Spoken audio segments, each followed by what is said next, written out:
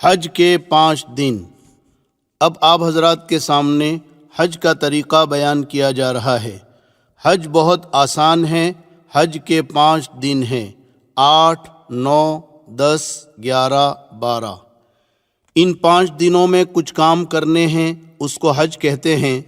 اس کو اچھی طرح سمجھ لیں، کیونکہ حج زندگی میں ایک ہی مرتبہ فرض ہے۔ آج 8 ذی الحجہ کو مینا جانا ہے۔ یہ سفر آپ کا بس سے ہوگا، لہٰذا 7 ذی الحجہ کو عشاء کے بعد سے ہی تیاری کر لیں، کیونکہ حاجی زیادہ ہوتے ہیں تو معلم حضرات عشاء کے بعد سے ہی حاجیوں کو مینا لے جانا شروع کر دیتے ہیں۔ معلم کی ہدایت کے مطابق آپ تیاری کر لیں، اپنی تمام ضروریات سے فارغ ہو کر غسل کر لیں اور احرام باندھ لیں جیسے پہلے باندھا تھا۔ ایک چادر کو لنگی کی طرح پہن لے اور ایک چادر اوڑھ لے، اور جیسے پہلے سر ڈھانک کر 2 رکعت نماز پڑھی تھی اب بھی پڑھ لیں۔ پھر جب بس میں بیٹھ جائیں تو حج کی نیت کریں۔ اللہم انی ارید الحج فیسرہ لی وتقبلہ منی۔ اے اللہ، میں حج کی نیت کرتا ہوں، تو آسان فرما، قبول فرما۔ نیت کے ساتھ ہی 3 مرتبہ ذرا بلند آواز سے لبیک پڑھیں۔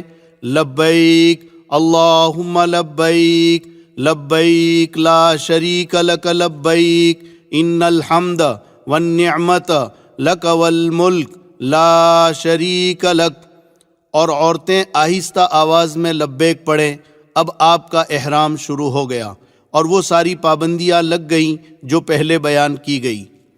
اور جن حضرات کا حج افراد یا قران ہے، ان کا احرام تو پہلے ہی سے بندھا ہوا ہے۔ اب 10 یا 11 تاریخ کو قربانی کر کے جب سر کے بال منڈوائیں گے تب آپ کا احرام کھلے گا۔ اب آپ کو پہلے کی طرح ہر موقع پر چلتے پھرتے اٹھتے بیٹھتے خوب ذوق و شوق کے ساتھ اور اللہ کی عظمت و محبت کے ساتھ لبیک پڑھتے رہنا ہے۔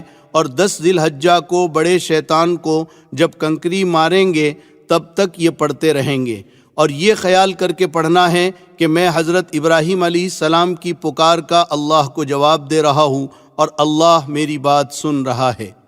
حج کا پہلا دن 8 ذی الحجہ۔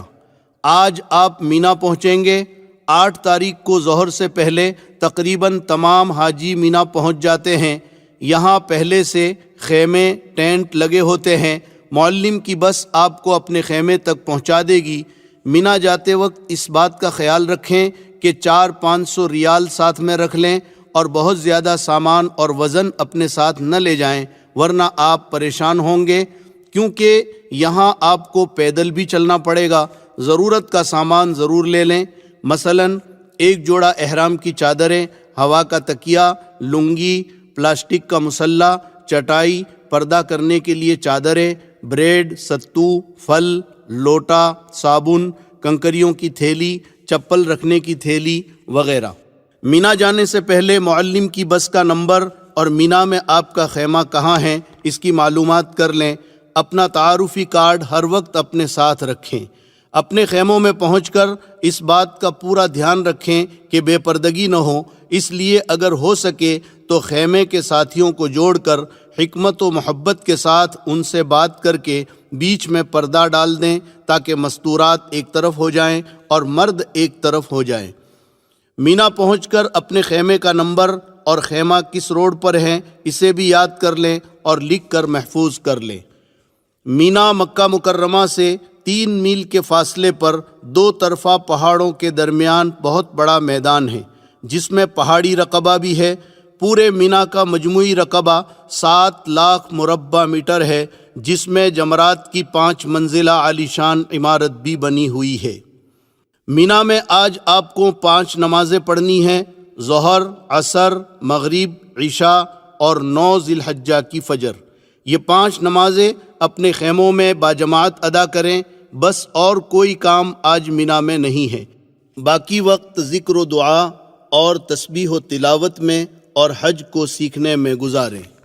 حج کا دوسرا دن 9 ذی الحجہ۔ آج حج کا دوسرا دن ہے۔ آج سے ایام تشریق بھی شروع ہو گئے، لہٰذا فجر کی نماز کے بعد فوراً مرد بلند آواز سے اور عورتیں آہستہ آواز سے تکبیر تشریق پڑھیں۔ اللہ اکبر لا الہ الا اللہ واللہ اکبر وللہ الحمد۔ تکبیر تشریق 9 ذی الحجہ کی فجر سے 13 ذی الحجہ کی عصر تک ہر فرض نماز کے بعد مرد اور عورت پر 1 مرتبہ پڑھنا واجب ہے۔ 9 ذی الحجہ کا دن بڑا ہی عظیم الشان دن ہے۔ آج آپ کو سورج نکلنے کے بعد مینا سے عرفات کی طرف روانہ ہونا ہے۔ عرفات مینا سے 6 میل پر ایک بڑا میدان ہے۔ یہاں بھی پہلے سے خیمے ٹینٹ لگے ہوتے ہیں۔ عرفات میں ایک مسجد ہے، مسجد نمیرہ۔ اس میں امام حج ظہر اور عصر ایک ساتھ پڑھاتے ہیں۔ اگر آپ بھی اس مسجد میں پہنچ کر ظہر اور عصر ایک ساتھ پڑھنا چاہیں تو پڑھ سکتے ہیں، مگر اس بات کا خیال رکھیں کہ امام اس زمانے میں صبح نجد سے آتا ہے اور مسافر رہتا ہے، اس لیے دونوں نمازوں کو 2 رکعت کر کے وہ قصر پڑھاتا ہے۔ آپ بھی اگر مسافر ہیں یعنی 15 دن سے کم آپ کا قیام ہے تو امام کے ساتھ قصر پڑھ لیں، اور اگر آپ مقیم ہیں تو آپ کو 4 رکعت پڑھنی ہے۔ لہٰذا امام جب ظہر کی 2 رکعت پڑھا کر سلام پھیر دے تو آپ جلدی سے کھڑے ہو کر بغیر سورہ فاتحہ اور سورت کے رکوع سجدے کے ساتھ 2 رکعت پڑھ کر سلام پھیر دیں۔ اس کے بعد امام کے ساتھ عصر کی نماز میں شریک ہو جائیں، اور جب امام عصر کی 2 رکعت پڑھا کر سلام پھیر دے تو آپ فوراً کھڑے ہو کر باقی 2 رکعت اسی طرح پوری کر لیں، یعنی بغیر کچھ پڑھے۔ بعض لوگ مسئلہ نہ جاننے کی وجہ سے باوجود مقیم ہونے کے امام کے ساتھ سلام پھیر دیتے ہیں۔ ایسی صورت میں ان کی نماز نہیں ہوتی، انہیں اپنی نماز لوٹانا ضروری ہے۔ مگر آج کل بزرگوں بھیڑ بہت زیادہ ہوتی ہے، بھیڑ میں ہو سکتا ہے آپ اپنا خیمہ بھول جائیں اور بھٹک جائیں، اس لیے آپ مسجد نمیرہ میں جانے کی کوشش نہ کریں اور اپنے خیموں میں جماعت کے ساتھ ظہر کے وقت میں ظہر اور عصر کے وقت میں عصر کی نماز پڑھیں۔ یہاں اپنے خیموں میں دونوں نمازیں ایک ساتھ نہ پڑھیں، اس کے بعد ذکر و دعا میں لگ جائیں۔ عرفات کے یہ چند گھنٹے ظہر سے مغرب تک پورے حج کا خلاصہ اور نچوڑ ہے۔ یہ دعاؤں کی قبولیت اور مغفرت کا دن ہے۔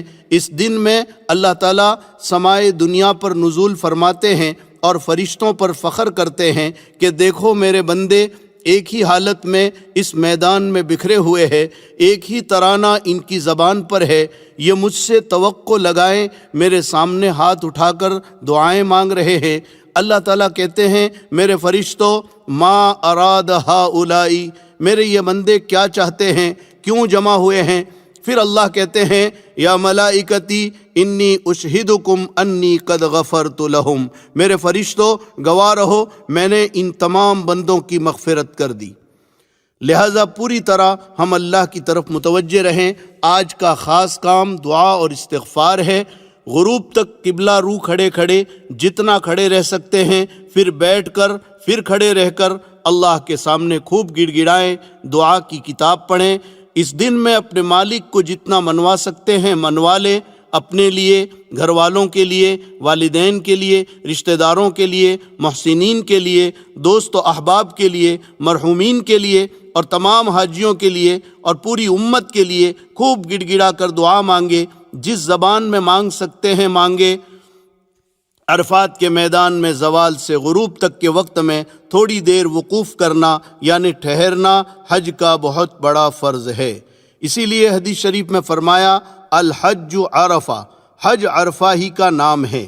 اسی لیے وہاں جو لوگ بیمار ہوتے ہیں، ICU میں ہوتے ہیں، ان کو بھی حکومت ایمبولنس میں ڈاکٹر کی ٹیم کے ساتھ یہاں کی حاضری کرا دیتی ہے، اور جو VIP لوگ ہوتے ہیں ان کو بھی ہیلی کاپٹر سے عرفات کے میدان میں لا کر یہ فرض پورا کرا دیتے ہیں تاکہ ان کا حج ہو جائے۔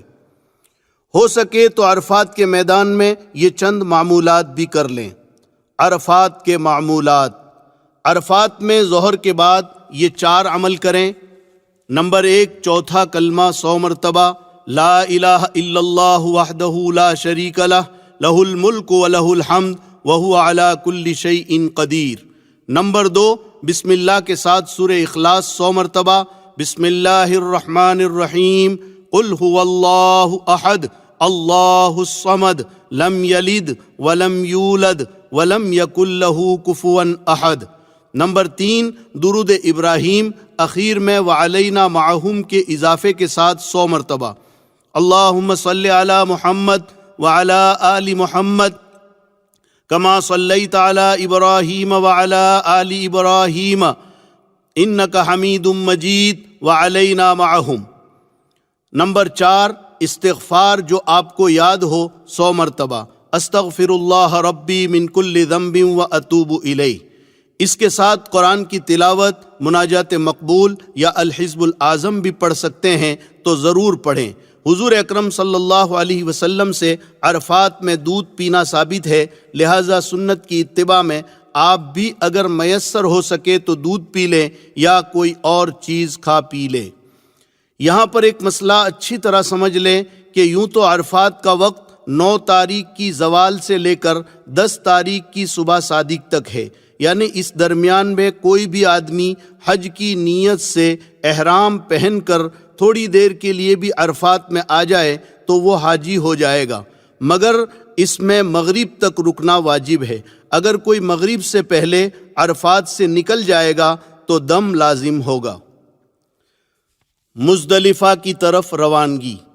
جب سورج غروب ہو جائے تو مغرب کی نماز پڑھے بغیر مزدلفہ کی طرف روانہ ہو جائیں۔ مغرب کی نماز نہ عرفات میں پڑھے نہ راستے میں، بلکہ مزدلفہ پہنچ کر عشاء کے وقت میں مغرب اور عشاء دونوں نمازیں ایک ساتھ پڑھیں، ایک اذان اور ایک اقامت کے ساتھ، یعنی اذان کے بعد تکبیر کہہ کر فوراً مغرب کی جماعت شروع کریں، فرض پڑھ کر فوراً امام سلام پھیر دے اور اس کے بعد بغیر تکبیر کے عشاء کی جماعت شروع کرے، اس کے بعد مغرب کی سنتیں، پھر عشاء کی سنتیں اور وتر پڑھے۔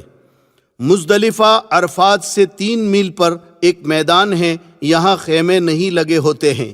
یہ رات آپ کو مزدلفہ میں گزارنی ہے۔ یہ رات بڑی عظیم الشان اور بڑی قابل قدر ہے۔ روایتوں میں ہے کہ یہ رات شب قدر سے زیادہ قابل قدر اور افضل ہے۔ روایتوں میں ہے کہ حجۃ الوداع میں رسول اللہ صلی اللہ علیہ وسلم نے عرفات میں امت کے لیے بہت کچھ مانگا۔ اللہ تعالیٰ نے سوائے ایک دعا کے حضور صلی اللہ علیہ وسلم کی تمام دعائیں قبول فرما لی، لیکن مزدلفہ میں پہنچ کر آپ صلی اللہ علیہ وسلم نے خود گڑ گڑا کر اللہ سے دعائیں مانگی اور اسی دعا کو پھر مانگا جو عرفات میں مانگا تھا، تو یہاں پر اللہ نے وہ دعا بھی قبول فرما لی اور آپ امت کے انجام سے بہت ہی خوش اور مطمئن ہو گئے، اور شیطان کو دیکھا کہ بہت ہی واویلا کر رہا ہے اور اپنے سر پر مٹی ڈال رہا ہے۔ لہٰذا یہ رات بڑی عظیم ہے، اس کی ہمیں خوب قدر کرنی ہے۔ فجر کی نماز کے بعد سے سورج نکلنے کے قریب تک تھوڑی دیر مزدلفہ میں ٹھہرنا واجب ہے۔ فجر سے پہلے ہرگز مزدلفہ سے نہ نکلے، ورنہ واجب چھوٹنے سے دم لازم آئے گا۔ اور یہ بات بھی یاد رکھیں کہ مزدلفہ سے ایک حاجی کے لیے 70 کنکریاں بھی چن لے۔ کنکری بڑے چنے کے دانے کے برابر ہو، نہ بہت چھوٹی ہو نہ بہت زیادہ بڑی ہو۔ حج کا تیسرا دن 10 ذی الحجہ۔ جب مزدلفہ میں سورج نکلنے کا وقت قریب ہو جائے تو وہاں سے مینا کی طرف روانہ ہو جائے۔ آج 10 ذی الحجہ یعنی قربانی کا دن ہے، عید کا دن ہے۔ حج کی مشغولی کی وجہ سے عید کی نماز اللہ نے حاجیوں سے معاف کر دی ہے۔ آج آپ کو 4 کام کرنے ہیں اور بہت آسان ہیں۔ نمبر 1، جمرات کی رمی یعنی شیطانوں کو کنکریاں مارنا۔ نمبر 2، قربانی۔ نمبر 3، حلق یا قصر یعنی بال منڈوانا یا بال کٹوانا۔ نمبر 4، طواف زیارت۔ 10 ذی الحجہ کا پہلا کام، سب سے پہلے آج آپ کو رمی کرنی ہے، پھر قربانی کرنی ہے، پھر حلق کرنا ہے۔ ان 3 میں ترتیب واجب ہے، اور طواف زیارت 10 کی صبح سے 12 کی مغرب تک کبھی بھی کر سکتے ہیں، ترتیب ضروری نہیں۔ تو آج مینا میں سب سے پہلے جمرہ عقبہ یعنی بڑے شیطان کو 7 کنکریاں مارنا ہے۔ مینا میں 3 جگہوں پر لمبے ستون بنے ہوئے ہیں، ان کو جمرات کہتے ہیں۔ اب اس کی 5 منزلہ عالیشان عمارت بنی ہوئی ہے اور ہر طرف سے آنے والوں کے لیے الگ الگ منزلیں طے کر دیے ہیں۔ داخل ہونے کا راستہ بھی الگ ہے اور نکلنے کا راستہ بھی الگ ہے۔ پہلا جمرہ مسجد خیف کے قریب ہے جس کو جمرہ اولا کہتے ہیں، دوسرا اس سے آگے ہے، اس کو جمرہ وسطیٰ یعنی درمیانی جمرہ کہتے ہیں، تیسرا بالکل مینا کے اخیر میں ہے جس کو جمرہ عقبہ یعنی آخری جمرہ کہتے ہیں۔ آج صرف جمرہ عقبہ یعنی بڑے شیطان کو 7 کنکریاں مارنا ہے، اس کا وقت صبح صادق سے آئندہ کل کی صبح صادق تک ہے، لہٰذا اس میں جلد بازی بالکل نہ کریں، جس وقت سہولت اور آسانی ہو اس وقت ماریں، رات میں بھی مار سکتے ہیں۔ اور ابھی تک جو آپ لبیک پڑھ رہے تھے، بڑے شیطان پر پہلی کنکری کے ساتھ لبیک کا سلسلہ بند کر دیں۔ تو 10 تاریخ کا پہلا کام بڑے شیطان کو 7 کنکریاں مارنا ہے۔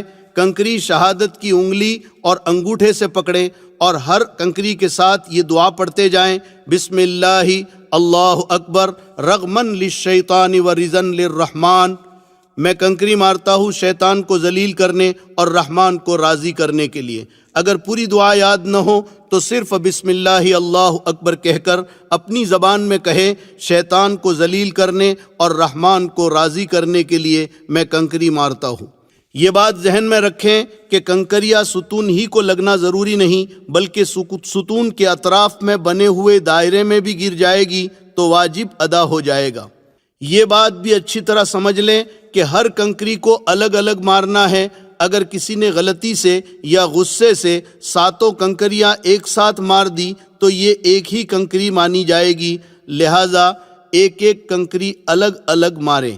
کنکری مارنے کے لیے جب اپنے خیمے سے چلے تو کچھ کنکریاں زیادہ لے کر چلیں تاکہ کوئی کنکری آپ کے ہاتھ سے گر جائے تو کم نہ پڑے، کیونکہ وہاں سے کنکری اٹھانا سخت منع ہے۔ یہ بات بھی اچھی طرح سمجھ لیں کہ کنکریاں کیوں ماری جاتی ہے۔ سیدنا ابراہیم علیہ السلام جب اپنے بیٹے حضرت اسماعیل علیہ السلام کو اللہ کے حکم سے ذبح کرنے کے لیے لے کر چلے تو سب سے پہلے شیطان پہلے جمرے کے پاس ملا اور ذبح کرنے سے روکنا چاہا۔ حضرت ابراہیم علیہ السلام نے 7 کنکریاں ماری تو وہ زمین میں دھس گیا۔ آگے بڑھ کر دوسرے جمرے کے پاس نظر آیا اور ذبح کے ارادے سے روکنا چاہا۔ یہاں بھی حضرت ابراہیم علیہ السلام نے 7 کنکریاں ماری، وہ زمین میں دھس گیا۔ پھر چھوٹے جمرے کی جگہ نظر آیا، یہاں بھی حضرت ابراہیم علیہ السلام نے 7 کنکریاں ماری، وہ زمین میں دھس گیا۔ اللہ تعالیٰ کو اپنے بندے حضرت ابراہیم علیہ السلام کا اخلاص اور عاشقانہ عمل پسند آ گیا تو قیامت تک حاجیوں کو حکم دے دیا کہ تم بھی ان جگہوں پر میرے بندے ابراہیم کی نقل اتارو۔ دوسرے کی طرف سے کنکریاں مارنا کب جائز ہے؟ یہاں ایک مسئلہ سمجھ لیں، بہت سارے لوگ کسی دوسرے کو اپنا وکیل بنا دیتے ہیں، یہ وکیل بنانا کب جائز ہے؟ یاد رکھیں، کوئی آدمی ایسا بیمار، کمزور، بوڑھا یا اپاہج ہے جو چل نہیں سکتا ہے تو اس کی طرف سے دوسرے کو کنکری مارنے کے لیے نائب بنانا جائز ہے، یعنی اس کی کنکری دوسرا مار سکتا ہے۔ وہ دوسرا آدمی پہلے اپنی کنکری مارے پھر اس کی کنکری مارے۔ لیکن اگر کوئی مرد یا عورت تندرست ہے، صرف تھکان کی وجہ سے یا بھیڑ سے گھبرا کر دوسرے کو نائب بنا دے تو یہ ہرگز جائز نہیں ہے، بلکہ اسے اپنی کنکری خود اپنے ہاتھ سے مارنی پڑے گی۔ دوسرے کو اگر نائب بنا دیا تو یاد رکھیں یہ رمی نہ ہوگی اور دم واجب ہوگا۔ 10 ذی الحجہ کا دوسرا کام۔ 10 تاریخ کو جب آپ نے بڑے شیطان کو کنکریاں مار دی تو آج کا دوسرا کام قربانی کرنا ہے۔ آپ کا حج تمتع ہے تو آپ پر قربانی واجب ہے، اسی طرح قران کرنے والوں پر بھی واجب ہے، البتہ افراد کرنے والوں پر واجب نہیں، مستحب ہے۔ کر لیں تو اچھا ہے، نہ کرے تو کوئی حرج نہیں۔ یہ قربانی شکرانے کی ہے، اس کے علاوہ صاحب نصاب پر جو سالانہ قربانی ہے وہ تو باقی ہے، جو ہر صاحب نصاب پر واجب ہے، وہ بھی کرنا ہے۔ البتہ وہ قربانی آپ اپنے وطن میں بھی کروا سکتے ہیں، اور اگر حرم میں کرنا چاہیں تو یہاں بھی کر سکتے ہیں۔ بہرحال 10 تاریخ کو رمی سے فارغ ہو کر کسی معتمد آدمی سے قربانی کروائیں، اس کی ترتیب پہلے ہی سے کر لیں۔ قربانی میں وہاں بہت گڑبڑ ہوتی ہے، لہٰذا اطمینان والے آدمی کو قربانی دیں اور اس کا نمبر لے لیں، پھر رمی کر کے اس کو فون کر دیں تاکہ وہ قربانی کر لے، پھر اس کے بعد آپ حلق کریں۔ 10 ذی الحجہ کا تیسرا کام۔ قربانی کے بعد آپ حلق یا قصر کروا لیں۔ حلق یعنی سر کے بال اس طرح سے صاف کرنا، اور قصر یعنی سر کے بال قینچی یا مشین سے کاٹنا۔ اس کے بغیر آپ کا احرام نہیں کھلے گا۔ اس کا طریقہ یہ ہے کہ پورے سر کے بال منڈوا دیے جائیں یا پورے سر کے بال برابر کر کے کٹوا دیے جائیں۔ حلق کرنا قصر سے زیادہ بہتر ہے، اس کا ثواب زیادہ ہے۔ آپ حرم میں دیکھیں گے کہ لوگ مختلف طرح سے حلق اور قصر کرتے ہیں۔ آپ دیکھا دیکھی بالکل نہ کریں، مسئلہ اچھی طرح سمجھ لیں۔ اگر آپ کے سر کے بال بڑے ہیں تو آپ قصر کر سکتے ہیں، یعنی بال قینچی سے کاٹ سکتے ہیں، مگر لمبائی میں کم از کم انگلی کے پور کے برابر کٹنا ضروری ہے۔ اور اگر آپ کے سر کے بال انگلی کے پور سے چھوٹے ہیں تو پھر حلق واجب ہے۔ قینچی سے کاٹنے سے احرام نہیں کھلے گا۔ عورتیں اسی طرح سے بال کاٹیں جس طرح عمرے میں سعی کے بعد بال کاٹے تھے، یعنی بالوں کے نیچے کے حصے سے ایک پور کے برابر بال کاٹیں۔ بہرحال 10 ذی الحجہ کو جب آپ نے شیطان کو کنکری بھی مار لی، قربانی بھی کر لی اور سر بھی منڈوا لیا تو اب آپ کا احرام ختم ہو گیا۔ اب آپ سلے ہوئے کپڑے پہن سکتے ہیں اور وہ سب چیزیں حلال ہو گئی جو احرام کی وجہ سے حرام تھی۔ مگر ایک پابندی ابھی بھی باقی ہے کہ بیوی ابھی حلال نہیں ہوئی۔ جب طواف زیارت کر لیں گے تو بیوی بھی حلال ہو جائے گی۔ یہاں نوجوانوں سے بعض مرتبہ غلطی ہو جاتی ہے، وہ حلق ہو جانے کی وجہ سے سمجھتے ہیں کہ ہم حلال ہو گئے اور بیوی سے صحبت کر بیٹھتے ہیں۔ یاد رکھیں، اگر ایسی غلطی ہوئی تو ایک قول کے مطابق بڑا دم لازم ہوگا، یعنی بڑے جانور کی قربانی کرنا پڑے گا، لہٰذا اس کا خیال رکھیں۔ 10 ذی الحجہ کا چوتھا کام 10 ذی الحجہ کا چوتھا کام طواف زیارت ہے۔ یہ حج کا فرض ہے۔ طواف زیارت 10، 11، 12 ان 3 دنوں میں کبھی بھی کر سکتے ہیں۔ رمی، قربانی اور حلق ان تینوں سے پہلے بھی، درمیان میں بھی اور بعد میں بھی کر سکتے ہیں۔ البتہ افضل یہ ہے کہ طواف زیارت رمی، قربانی اور حلق کے بعد کیا جائے۔ یہ طواف بھی ویسا ہی ہے جیسے عمرے کا طواف آپ نے کیا تھا کہ حجر اسود کے استلام یعنی بوسے سے طواف شروع ہوگا، 7 چکر ہوں گے۔ البتہ یہ طواف چونکہ عام طور پر اپنے کپڑوں میں ہوتا ہے، اس لیے کہ حاجی قربانی کر کے حلق کروا لیتا ہے اور احرام اتار دیتا ہے، تو اس میں استباح نہ ہوگا، مگر یاد رکھیں رمل اس میں بھی ہوگا۔ لیکن اگر قربانی کر کے آپ نے حلق نہیں کیا اور احرام میں ہی آ کر طواف زیارت کر رہے ہیں، یا رمی اور قربانی سے پہلے طواف زیارت کر رہے ہیں، تو 7 چکروں میں استباح ہوگا، یعنی داہنے بغل سے احرام کی چادر نکال کر بائیں کندھے پر ڈالیں گے، جیسے شروع میں عمرے کے وقت آپ نے کیا تھا۔ اگر ایک ہی دن میں یہ چاروں کام نہ ہو سکے تو کوئی حرج نہیں، آج شیطان کو کنکری مار لیں، پھر قربانی اور حلق کر لیں، طواف زیارت دوسرے دن کریں۔ اگر اتنا بھی آپ کو مشکل لگ رہا ہے تو صرف بڑے شیطان کو آج کنکریاں مار لیں، دوسرے دن قربانی اور طواف زیارت کر لیں۔ یاد رہیں کہ جب تک حلق نہ کر لیں احرام نہیں اترے گا۔ طواف زیارت کے بعد سعی۔ طواف زیارت کے بعد ہر حاجی کو سعی کرنی ہوتی ہے۔ یہ سعی طواف زیارت کے بعد ذی الحجہ کے مہینے میں اخیر تک کبھی بھی کر سکتے ہیں۔ اس سعی کے لیے احرام اور نفلی طواف بھی شرط نہیں، بس صرف صفا مروہ کے 7 پھیرے اس طرح سے کرنے ہیں جس طرح آپ نے عمرے کے طواف کے بعد سعی میں کیے تھے۔ لہٰذا حج کے 5 دنوں میں اگر تھکان زیادہ ہو جائے تو صرف طواف زیارت کر لیں اور اس کی سعی 2-3 دن کے بعد کریں، اس میں کوئی نقصان بھی نہیں اور کوئی دم وغیرہ بھی نہیں۔ عورتوں کے لیے ایک اہم مسئلہ، اگر حج کے دوران عورت کو مخصوص ایام شروع ہو جائیں تو وہ حج کے تمام امور ادا کرے، صرف طواف زیارت اس وقت تک نہ کرے جب تک پاک نہ ہو جائے اور نہ اس حالت میں حرم میں داخل ہوں۔ اس تاخیر سے اس پر دم واجب نہ ہوگا اور نہ گناہ ہوگا، البتہ پاک ہو جانے کے بعد پھر طواف زیارت میں تاخیر نہ کرنا چاہیے۔ اور اگر حج میں مخصوص ایام اخیر میں شروع ہوئے اور طواف زیارت نہ کر سکی اور حج کے فوراً بعد اس کی روانگی کا وقت بھی آ گیا اور ابھی اس کے ذمے طواف زیارت باقی ہے، تو یہ عورت کیا کرے گی؟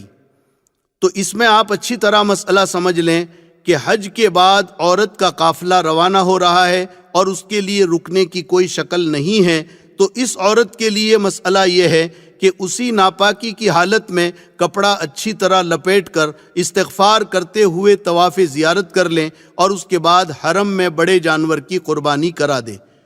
حج کا چوتھا دن 11 ذی الحجہ۔ آج حج کا چوتھا دن ہے۔ آج آپ کو زیادہ کام نہیں کرنا ہے۔ اگر 10 تاریخ کو قربانی کی تھی اور طواف زیارت نہیں کیا تھا تو اس کو آج کر لیں، اور اگر کر لیا تھا تو ٹھیک ہے۔ آج کا خاص کام تینوں شیطانوں کو ساتھ ساتھ کنکریاں مارنا ہے۔ اس کا وقت زوال کے بعد سے صبح صادق تک رہتا ہے، لہٰذا اس میں جلد بازی بالکل نہ کریں۔ پہلے چھوٹے شیطان کو 7 کنکریاں ماریں۔ ہر کنکری کے ساتھ یہ دعا بھی پڑھتے جائیں جو پہلے بتائی تھی، بسم اللہ اللہ اکبر رغمن للشیطان ورزن للرحمن۔ شیطان کو ذلیل کرنے کے لیے اور رحمان کو راضی کرنے کے لیے میں کنکری مار رہا ہوں۔ چھوٹے شیطان کو 7 کنکریاں مار کر مجمع سے تھوڑا ہٹ کر قبلہ رو ہو کر ہاتھ اٹھا کر دعا کریں، یہ دعا کی قبولیت کی جگہ ہے۔ پھر درمیانی شیطان کو اسی طرح 7 کنکریاں ماریں، پھر مجمع سے تھوڑا ہٹ کر دعا کریں، یہ بھی دعا کی قبولیت کی جگہ ہے۔ پھر بڑے شیطان کو بھی ترتیب وار 7 کنکریاں ماریں اور یہاں دعا نہ کریں۔ اس کے بعد رات مینا میں ہی گزاریں۔ حج کا 5واں دن 12 ذی الحجہ۔ اگر کسی وجہ سے 10 اور 11 کو آپ قربانی اور طواف زیارت نہیں کر سکیں تو آج اس سے فارغ ہو جائیں۔ آج مغرب تک کسی حالت میں طواف زیارت کر لینا ہے۔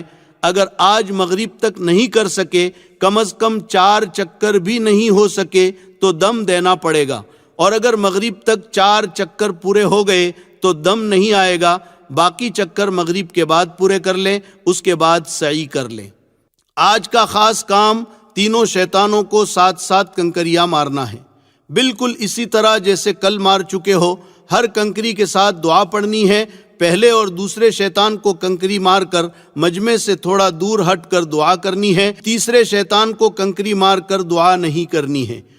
آج یعنی 12 تاریخ کو بھی کنکری مارنے کا وقت زوال سے اگلے دن کی صبح صادق تک ہے، لہٰذا جلد بازی نہ کریں، رات میں بھی مار سکتے ہیں۔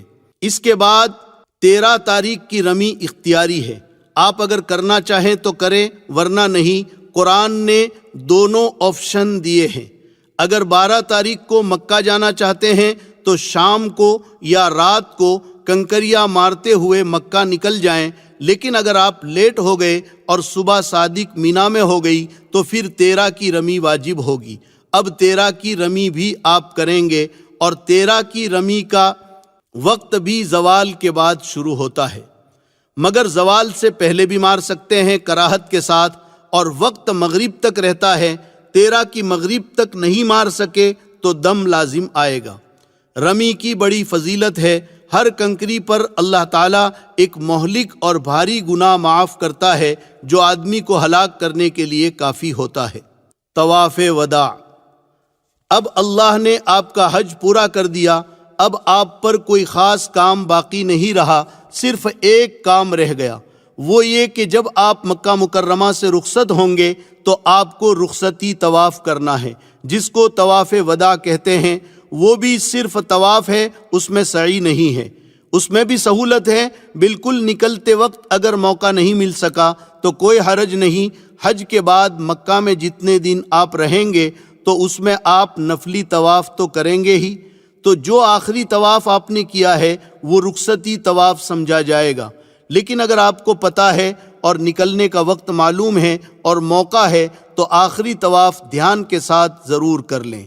یہ الوداعی طواف شاید کوئی حاجی ہو جو روئے بغیر کرتا ہو، لوگ ہچکیاں مار کر روتے ہیں، یہ آخری طواف ہے، پتہ نہیں پھر نصیب ہوتا ہے یا نہیں۔ 25 دن اور 1 مہینے میں آپ کا دل بیت اللہ سے ایسا لگ چکا کہ آپ اپنے آنسوؤں پر قابو نہیں کر سکتے۔ سوچو میرے آقا مدنی صلی اللہ علیہ وسلم پر کیا گزری ہوگی جب مکے والوں نے ہجرت کرنے پر مجبور کر دیا۔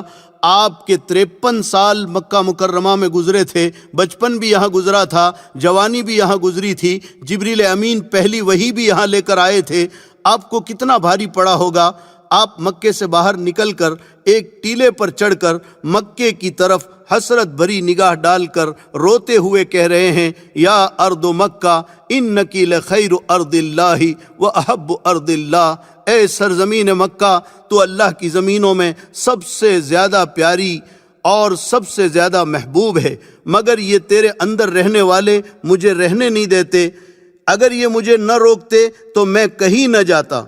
پھر مدینے کی طرف چل دیے، آپ کی آنکھوں سے آنسو جاری ہے۔ راستے میں اللہ نے قرآن اتارا، ان الذی فرض علیک القرآن لرادک الی معاد، میرے محبوب جس اللہ نے آپ کے اوپر قرآن اتارا ہے وہ اللہ آپ کو عزت اور اکرام کے ساتھ دوبارہ مکہ لائے گا۔ بہرحال الوداعی طواف میں رونا یہ قبولیت کی نشانی ہے۔ اب آپ کو جو دن مکہ مکرمہ میں رہنے کے لیے مل جائیں اس کو خوب غنیمت سمجھیں اور اللہ کا شکر ادا کریں کہ اللہ نے آپ کو یہ سعادت نصیب کی ہے۔ دن رات میں جتنا ہو سکے نفلی طواف کریں، نفلی عمرہ کریں، اپنے لیے، والدین کے لیے، محسنین کے لیے، رشتہ داروں کے لیے اور پوری امت کے لیے دعائیں کریں۔ بڑی مبارک جگہ ہے جہاں انبیاء علیہم السلام کے قدم پڑے ہیں، نبیوں کے سردار تاجدار مدینہ محمد الرسول اللہ صلی اللہ علیہ وسلم کے مبارک قدم پڑے ہیں، صحابہ کرام اور اللہ والوں کے قدم پڑے ہیں۔ حجر اسود جنت کا پتھر ہے، اس کو بوسا دے، ملتزم سے چمٹ کر رو رو کر دعائیں کرے۔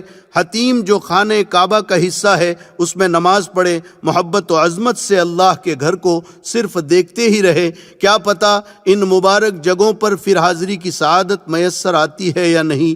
کتنے لوگ امیدیں لے کر دنیا سے چلے گئے اور موقع نہیں مل سکا، اور اللہ نے آپ کو سنہرا موقع دیا ہے، اس لیے اس کو خوب غنیمت سمجھیں اور اللہ کی رحمتوں اور نعمتوں کو جتنا لوٹ سکے لوٹیں۔